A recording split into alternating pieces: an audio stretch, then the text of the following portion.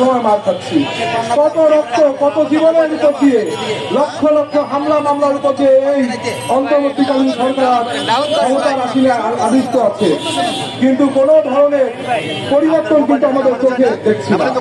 আমি চট্টগ্রাম বিশ্ববিদ্যালয়ের শিক্ষার্থীদের পক্ষ থেকে চট্টগ্রাম বিশ্ববিদ্যালয়ের শিক্ষার্থীদেরকে আশ্বস্ত করতে চাই, প্রিয় বন্ধুরা, তোমরা ভেঙে পড়ো না।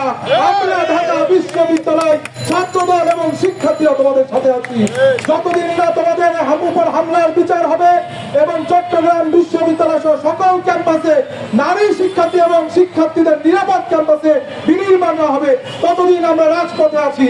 এবং আমি আজকে এখান থেকে অন্তর্বর্তীকালীন সরকারকে বলতে চাই, দায়িত্ব পালন করুন, দায়িত্ব পালনে ব্যর্থ হলে ব্যর্থতা স্বীকার করুন, কিন্তু দ্রুত জাতীয় নির্বাচন দিয়ে জনগণের সরকারকে প্রতিষ্ঠিত করে সারা বাংলাদেশকে নিরাপদ বাংলাদেশ গড়ার জন্য কার্যক্রম শুরু করুন। সবাইকে ধন্যবাদ।